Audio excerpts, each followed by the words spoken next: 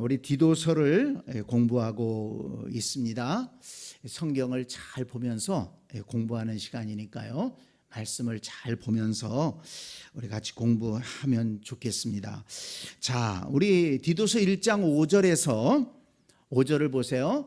이 바울이 이 디도를 그레데 섬에 그레데에 남겨둔 이유를 얘기하고 있죠. 남은 일을 정리하고 내가 명한 대로 각성의 장로들을 세우게 하려 함이니 그랬습니다. 바울이 미처 다 하지 못한 일, 남은 일을 정리하고 그 다음에 장로들을 세우는 일, 일꾼을 세우는 일을 해라 이렇게 말씀을 했는데 여기에서 이 남은 일이 무엇일까?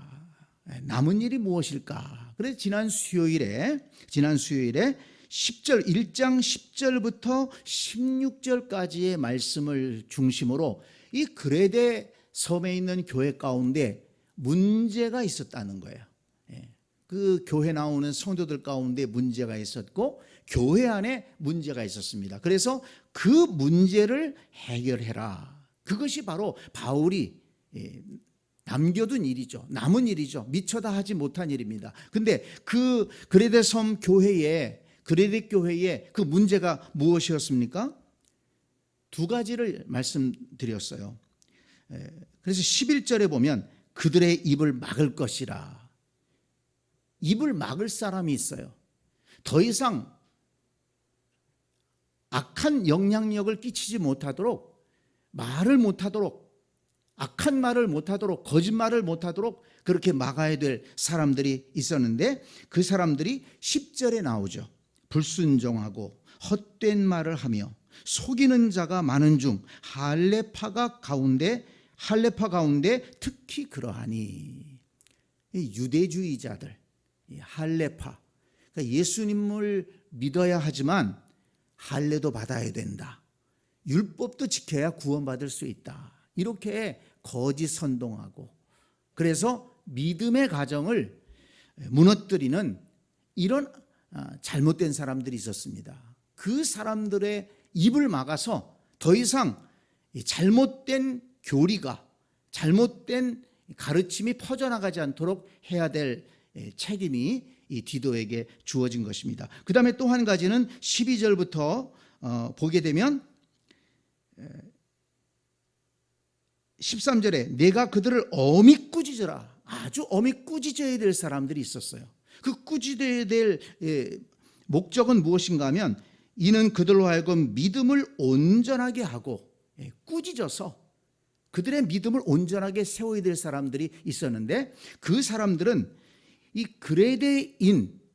그레데인들은 예로부터 상당히 방탕하고 또 게으르고 거짓말도 잘하고 그런 습성들이 있었는데 그런 사람들이 교회에 들어와서 예수님을 믿으면서도 옛사람의 모습을 벗어버리질 않은 거예요. 여전히 교회 나오면서도 그 그레데 사람들의 못된 습관을 여전히 가지고 있는 것입니다. 그래서 그런 사람들에게는 엄히 꾸짖어서 복음에 합당한 삶을 살도록 온전한 믿음을 온전하게 해야 된다.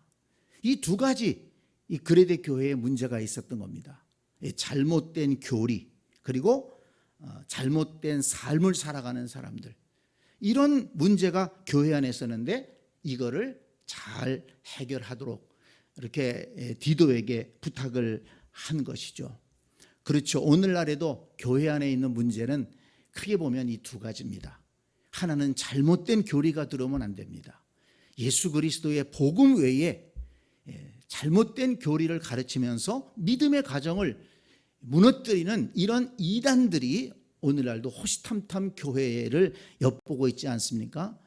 그래서 우리 교회에서 특히 지도자들은 그런 사람들이 없는가 잘 살펴야 됩니다. 또 우리 자녀들이 혹시라도 그런 잘못된 이단을 따라가지는 않는지 지금 대학가라든지 일반 사회에서 그런 이단들이 많이 활동하고 있기 때문에 사실 우리가 정신을 차리고 주의해야 되죠. 그리고 또 교회에 나오면서도 옛사람의 성품을 벗어버리지 못해서 온전한 믿음에 서 있지 못하는 사람들이 있습니다. 그럴 때 우리는 함께 기도하고 또 함께 도와줘서 온전한 믿음의 삶을 살아갈 수 있도록 그렇게 협력하는 것이 우리 교회 지도자들이 해야 될 일이 아니겠습니까? 자, 그래서 이제 그런 그 교회에 이런 문제들을 해결하는 그런 한 가지가 있었고, 그 다음에 오늘 우리가 읽은 본문 말씀에 보면 또 한 가지 남은 일이 있었어요. 그건 뭐냐면 교회 안에 문제 성도만 있는 게 아니잖아요. 아직 믿음이 연약한 성도들, 또 일반적인 그런 성도들을 말씀으로 잘 양육해야 될 책임을 이 디도에게 준 것입니다. 그래서 오늘 말씀을 보면 2장 1절, 오직 너는 바른 교훈에 합당한 것을 말하여, 이렇게 말씀을 했습니다. 바른 교훈에 합당한 것을 말하라. 바른 교훈에 합당한 것이라는 것은 바른 교훈에 합당한 삶을 살게 해라, 이런 말씀이죠. 이 빌립보서 1장 27절에 보면 바울은 빌립보 교회를 향해서도 오직 너희는 그리스도의 복음에 합당하게 생활하라, 이렇게 말씀을 했습니다. 그래서 바울이 지금 강조하는 것은 뭔가 하면 그레데 교회 성도들이 그리스도의 복음에, 바른 교훈에 합당한 삶을 살아야 된다. 이것을 위해서 성도들을 잘 가르치고 양육해야 된다. 지금 디도에게 그런 임무를 주고 있는 것입니다. 그래서 오늘 말씀을 잘 읽어보게 되면 단순히 바른 교훈을 알게 하라, 이게 아닙니다. 바른 교훈을 알게 하라, 이게 아니고 바른 교훈대로 하게 하라, 살게 하라, 이걸 강조하고 있습니다. 여러분, 이것을 우리가 주목해서 봐야 되는데요. 자, 2절 말씀을 한번 보세요. 2절 말씀 마지막 부분에 보면 온전하게 하고, 온전하게 하고 그렇게 살아가도록 가르치라는 것입니다. 그 다음에 또 3절 마지막에도 가르치는 자들이 되고, 알고 있는 것이 아니고 되라는 것입니다. 자, 그 다음에 5절에도 보면 복종하게 하라, 복종하게 하라. 여기서도 강조하고 있죠. 그 다음에 8절 말씀에도 바른 말을 하게 하라, 하게 하라. 네. 알게 하라가 아닙니다. 하게 하라. 그런데 여러분, 이 말씀을 우리가 생각하면 예수님께서 분부하신 말씀이 기억나지 않습니까? 마태복음 28장 20절 말씀에 보면 예수님이 승천하시기 전에 제자들에게 뭘 말씀하셨습니까? 내가 너희에게 분부한 모든 것을 가르쳐 지키게 하라. 그냥 가르쳐라, 이것만 말씀하지 않으셨어요. 가르쳐라, 알게 하라, 이게 아닙니다. 가르쳐 지키게 하라. 그러니까 이 주님의 말씀은 아는 것으로 끝나서는 안 된다는 거예요. 가르쳐 지키게 하라. 배웠으면 지켜야 된다는 것입니다. 그래서 우리가 이 말씀을 통해서 오늘 먼저 우리 자신도 돌아봐야 될 것이, 과연 우리는 말씀을 알고 있는 데서 그치고 있지는 않는가. 우리의 삶 속에서 그 알고 있는 말씀을 지켜야 된다는 것입니다. 그리고 또 우리 교회 성도들로 하여금 하나님 말씀을 아는 것에서 그치지 말고 지키는 성도가 될 수 있도록 우리가 양육해야 된다는 것입니다. 그러니까 아는 자리에서 지키는 자리로 나아가야 된다. 지금 바울은 디도에게 이것을 강조해서 말씀하고 있습니다. 일꾼을 세울 때에도, 자, 1장 9절 말씀을 볼까요? 1장 9절 말씀은 교회의 장로와 감독을 세우는, 교회의 이 중심되는 일꾼을 세우는 그 자격을 쭉 얘기했는데, 9절 말씀에 보면 믿은 말씀의 가르침을 그대로 지켜야 하리니. 지켜야 하리니. 지키는 사람, 말씀을 지키는 사람을 일꾼으로 세우라고 그랬어요. 지도자로 세우라는 것입니다. 말씀을 많이 알고 있는 사람, 성경 지식이 많은 사람이 아니라 밑분 말씀의 가르침을 그대로 지키는 사람, 그런 사람을 일꾼으로 세워라. 왜냐하면 그래야만이 거기 보면 바른 교훈으로 권면하고 거슬러 말하는 자들을 책망하게 하려 함이라. 그렇잖아요. 내가 지켜야지 다른 사람도 지키게 이렇게 지도할 수가 있지, 나는 그냥 지키지 않으면서 다른 사람들 어떻게 인도할 수가 있나요? 그렇기 때문에 교회의 일꾼, 특히 중심되는 일꾼을 세울 때에는 밑분 말씀의 가르침을 그대로 지키는 자를 세워라, 이렇게 강조했습니다. 그래서 이것은 어떻게 보면 교회 안에 문제 있는 성도들, 이 헬라파 유대주의자들이나 또는 옛사람을 벗어버리지 못한 이런 그레데인의 성품을 그대로 가지고 있는 그런 사람들과 대비되는 말씀이죠. 무슨 말씀인가 하면 1장 16절을 보세요. 1장 16절을 보면 그 헬라파 유대주의자들이나 또 옛사람의 성품을 벗어버리지 못한 사람들은 어떻게 신앙생활합니까? 16절, 그들이 하나님을 시인하나, 하나님을 시인해요. 하나님이 계시다는 것을 믿어요. 그리고 교회도 나와요. 근데 어떻다고요? 행위로는 부인하니, 행위로는 부인하니, 가증한 자요, 복종하지 아니하는 자요, 모든 선한 일을 버리는 자니라. 지금 이런 성도가 되면 안 된다는 거예요. 그래서 지금 2장에서는 하나님을 시인하나 행위로는 부인하는 그런 신앙생활이 아니라 하나님을 시인하는 것처럼, 하나님을 믿는 것처럼 행위로도, 삶으로도 믿음에 합당한 삶을 살게 해야 된다. 이것을 지금 강조하고 있는 것입니다. 자, 여기 이제 세부적인 것을 우리가 살펴보기 전에 지금 전체적인 것을 말씀을 드렸습니다. 그래서 지금 바울은 디도를 통해서 그레데 성도들이 복음에 합당한 삶을 살게 하도록 잘 지도해라, 이것을 맡겼다는 것을 우리가 알아야 됩니다. 자, 그러면 구체적으로 2절부터 10절까지의 말씀에 보면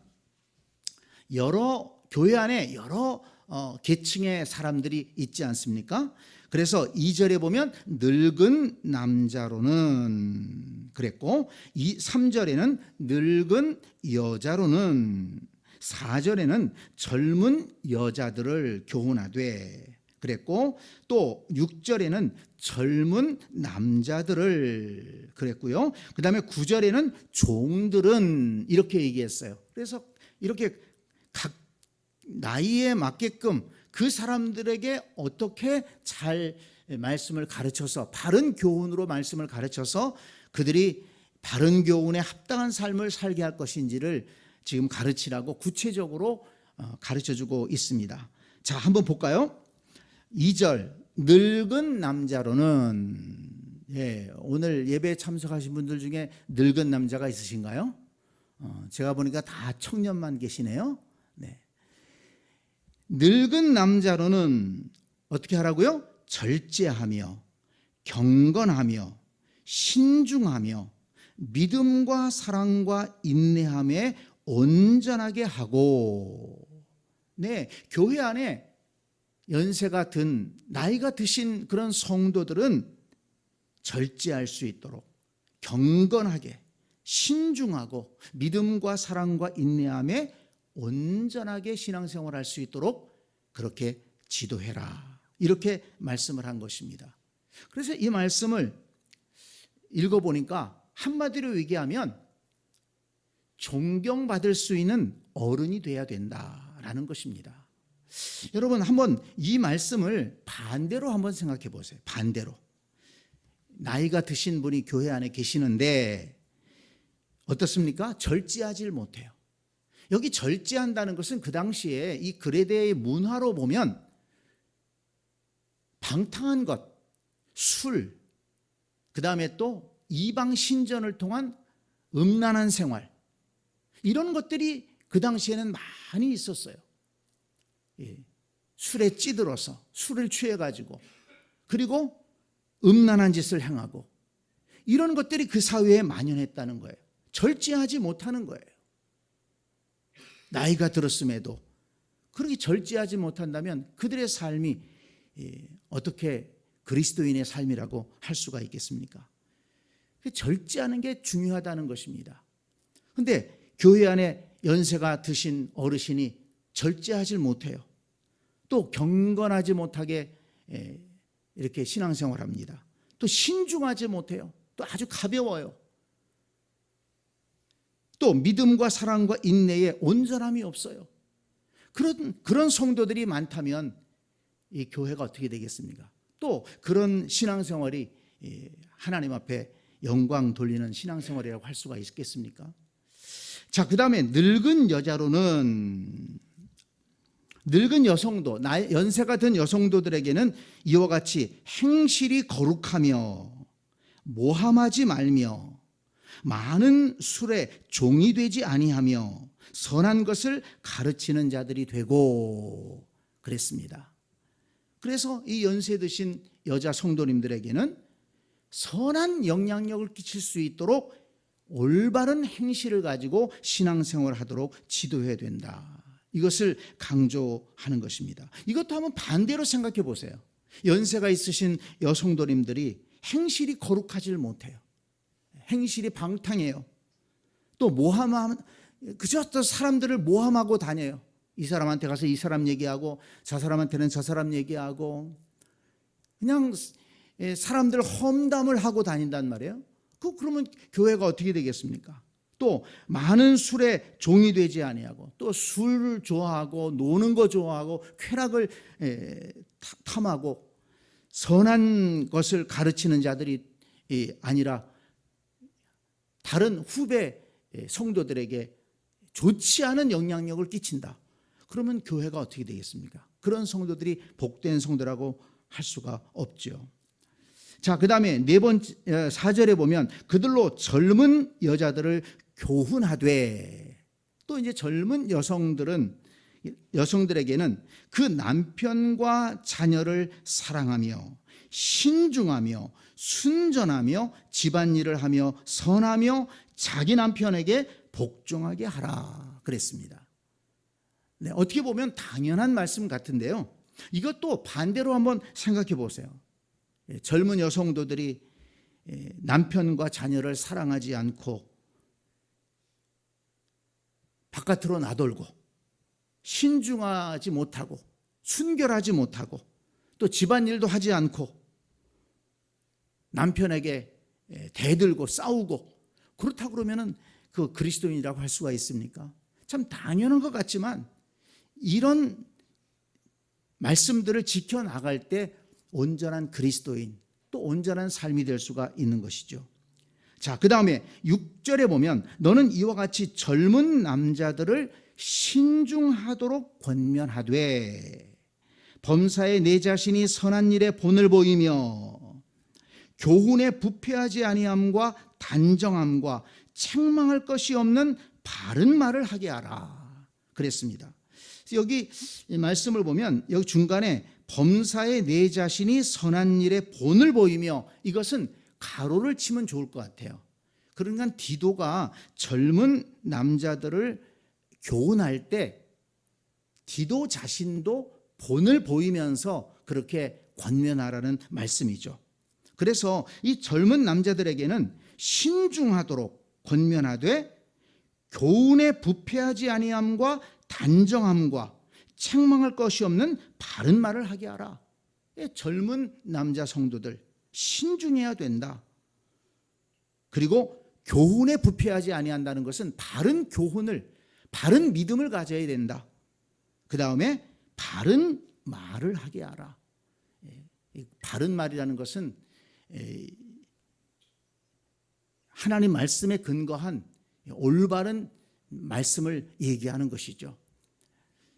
그래서 이렇게 바른 교훈, 또 바른 태도, 단정함과 그리고 바른 말, 이 젊은 남자 성도들은 그렇게 신앙생활할 수 있도록, 그렇게 신중할 수 있도록 잘 지도해야 된다라고 말씀을 했고, 그 다음에 9절에 가서 보면 종들에 대한 말씀이 나오죠.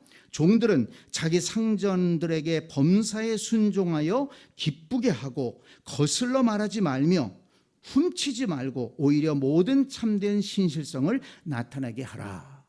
이 종들은 그 당시에 종의 제도, 노예 제도가 있었지 않습니까? 그런데 교회에서는 그 노예조차도, 종들조차도 교회의 멤버로 받아들였다는 것입니다. 다른 어떤 사회에서는 그 받아들이질 않아요. 신분 제도가 있기 때문에. 그런데 교회에서는 종이나 주인이나 다 같이 한 성도로 신앙생활을 했다는 것입니다. 그런데 그 종들이 상전과 함께, 주인과 함께 교회 나왔다고 해서 질서를 어기면 안 된다는 것입니다. 그리고 또 그 종들이 불신 주인들을 향해서도 그리스도인으로서의 온전한 모습을 보일 때 그들이 그리스도인들이 참 괜찮은 사람들이구나, 하나님 앞에 영광을 드릴 수 있다는 것입니다. 그래서 그 종들에게, 자기 상전들에게는 범사에 순종하고 이 주인에게, 상전에게 순종해라. 그리고 거슬러 말하지 말고, 그 주인이 뭐라고 얘기하는데 꼭 그냥 대들고 아니라고 얘기하고 그렇게 하지 말고, 또 훔치지 말고 그 주인의 재산을 함부로 탐내지 말고 오히려 모든 참된 신실성을 나타내게 하라. 성실하게 일을 해라. 이렇게 당부를 한 것입니다. 이것도 반대로 생각해 보면 종들이 주인에게 순종하지 않고 주인이 뭐라고 얘기하면 늘 그냥 삐딱하게만 받아들이고, 그리고 또 주인의 어떤 재산을 탐내고 또 성실하지 못하고, 그러면 어떻게 되겠습니까? 저 교회 다닌다 그러면서 저런 짓을 하는 걸 보면 전 기독교가 엉터리다, 그런 말이 나올 수밖에 없지 않습니까?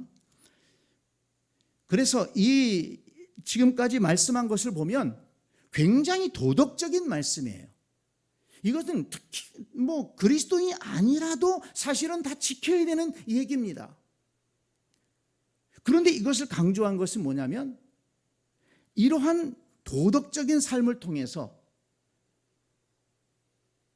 하나님 앞에 영광을 돌리고 또 그리스도의 복음이 온전한 복음이라는 것을 나타낼 수가 있고, 또 여기에 가르쳐주고 있는 이런 말씀들을 지키며 살아갈 때 개인의 삶이 정결하고 개인의 삶이 올바른 삶이 되고, 그리고 또 가정이 온전한 가정이 될 수가 있고, 그런 가정들이 늘어갈 때 그 사회가 올바른 사회, 건강한 사회가 될 수 있다는 것입니다. 그래서 이 말씀을 통해서 보면 우리 그리스도인들이 건강한 사회를 만들어 가는데 중심이 돼야 된다 하는 것을 가르쳐주고 있는 것입니다. 예수 믿는 사람들 때문에 아주 이 사회가 어지러워졌어, 타락했어, 그렇게 되면 안 되잖아요. 예수 그리스도의 복음이 그게 아닌데, 예수 그리스도의 복음은 우리의 영혼을 살릴 뿐만 아니라 우리 개인의 삶을 살리고 가정을 살리고 이 사회를 살리는 생명의 복음이 아닙니까? 그래서 정말 당연한 말씀 같지만 이 말씀들을 구체적으로 이렇게 가르쳐서 삶의 현장에서 지키도록 하게 하라고 당부한 것입니다. 자, 그래서 여기 말씀에 보면 이렇게 바른 교훈에 합당한 삶을 살아야 될 이유에 대해서 세 가지를 말씀하고 있는데, 자, 5절 뒷부분에 보세요. 이는 하나님의 말씀이 비방을 받지 않게 하려 함이라. 이렇게 살아가면 하나님의 말씀이 비방을 받지 않는 거예요. 하나님 말씀 배우는 사람들은 다르구나, 저 하나님 말씀 배워야 저렇게 올바르게 사는구나, 복되게 사는구나, 사람들이 그렇게 인정할 수 있지 않겠습니까? 자, 그 다음에 8절 중간에 보면 이는 대적하는 자로 하여금 부끄러워 우리를 착하다 할 것이 없게 하려 함이라. 네, 지금 교회를 대적하고 예수 그리스도의 복음을 대적하는 사람들이 있잖아요. 그런데 그들이 볼 때, 야, 정말 예수 믿는 사람들 정말 다르구나. 흠을 잡을 게 없는 것이에요. 막 예수 그리스도의 복음을 대적하려다가도 그들의 삶을 보고서는 할 말이 없어지는 거죠. 그리고 또 하나는 10절 마지막에 이는 범사에 우리 구주 하나님의 교훈을 빛나게 하려 함이라. 우리 성도들이 이렇게 바른 교훈에 합당한 삶으로 인해서 하나님의 교훈이 빛나게 된다는 것입니다. 하나님의 말씀이 영광스러운 말씀이 되고 하나님의 말씀이 미쁜 말씀이 되고 하나님의 말씀의 능력이 나타난다는 것입니다. 이런 것들이 그리스도인들의 삶을 통해서 나타난다. 그러기 위해서 이렇게 바른 교훈에 합당한 것을 가르치고 바른 교훈에 합당한 삶을 살아가도록 잘 양육해야 될 책임을 지금 디도에게, 교회 지도자에게 주고 있는 것입니다. 자, 우리 성경을 하나 찾아볼까요? 마태복음 5장 16절, 우리가 잘 아는 말씀입니다. 마태복음 5장 16절.